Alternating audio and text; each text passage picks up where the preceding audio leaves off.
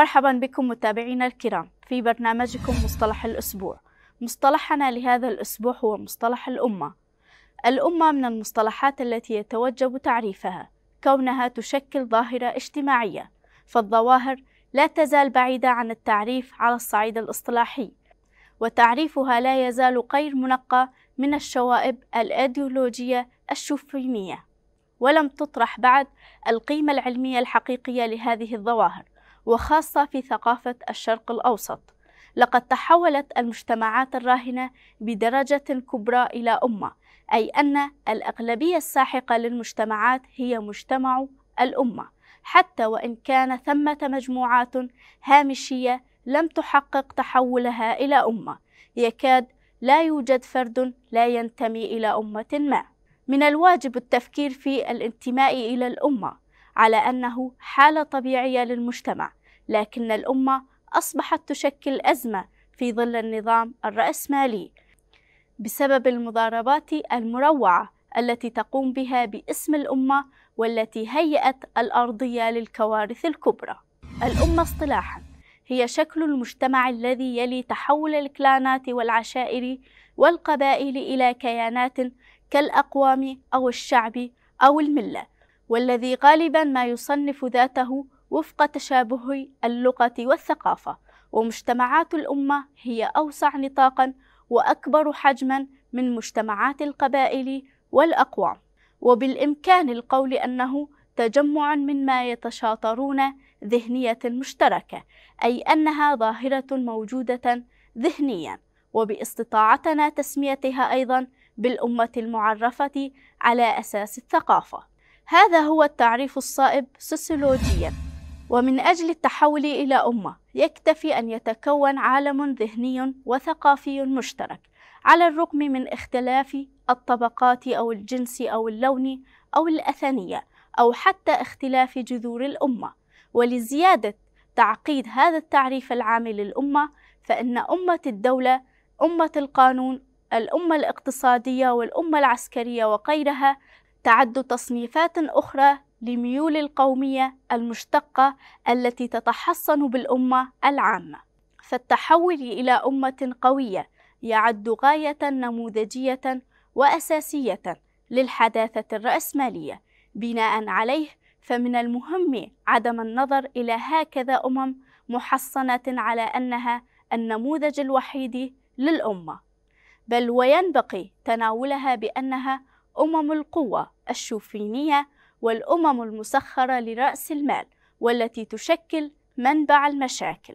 إن تقسيم المجتمعات في داخلها إلى المجتمع المشاعي البدائي ومجتمع الدولة والمجتمع الديمقراطي متعلقاً بقضايا التحول الطبقي والحكم، في حين أن التقسيمات على أساس حقيقة الأمة يتحدد بموجب التطورات اللغوية والثقافية والحقوقية والسياسية.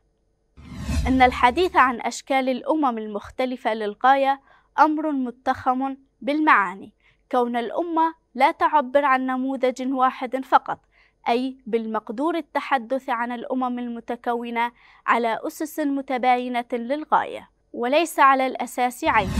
وفي مرافعة الدفاع عن الشعب وتحت عنوان إمكانية الفهم الصحيح للشرق الأوسط، يتوقف القائد عبد الله أوجلان على تعريف مصطلح الأمة كالتالي: يشكل مصطلح الأمة والقومية مشكلة قائمة في المجتمع الشرق أوسطي أكثر مما يشكلان الحل.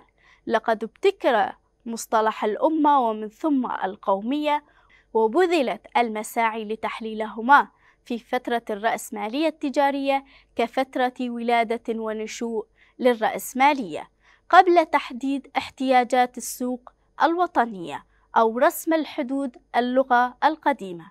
يعبر مصطلح الأمة عن مفهوم الأمة الجماعة المعتنقة لدين ما بمعناها المحدود بإطار اللغة، وهو في مضمونه مصطلح سياسي أكثر منه سوسيولوجي، حيث يتم التوجه إليه بمآرب سياسية، وهو يلبي احتياجات المطالبة بتكوين الدولة ضمن حدود أكثر استقراراً وسلامة.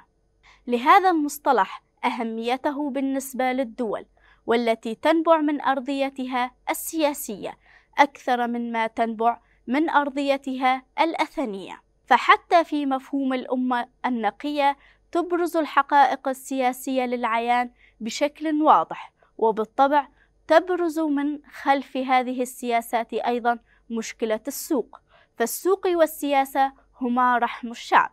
لا يتمتع مصطلح الأمة بالقيمة التي تتمتع بها الأثنية من الناحية السوسيولوجية، فالأثنية هي إحدى الظواهر السوسيولوجية الوطيدة، والأثنية كالقوم تشبه الأمة، والقوم يختلف في مضمونه عن الأمة، حيث يعتمد على خلفية لم تتطور فيها بعد قيم السوق والسياسة.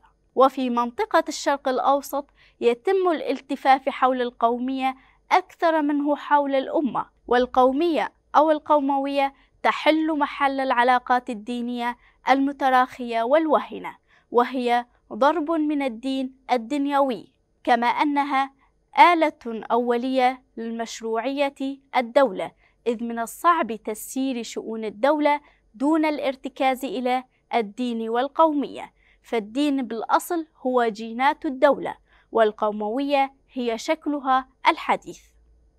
من المهم تعريف مصطلح الأمة والقومية، والتي لا يمتد ماضيها حتى قرن واحد فقط ضمن واقعها فهي لا تتحلى بأي قيمة للحل الاجتماعي في راهننا، بل العكس، فالحلول تصبح أصعب وأكثر تعقيدا بمواراتها تحت غطاء الأمة والقوموية.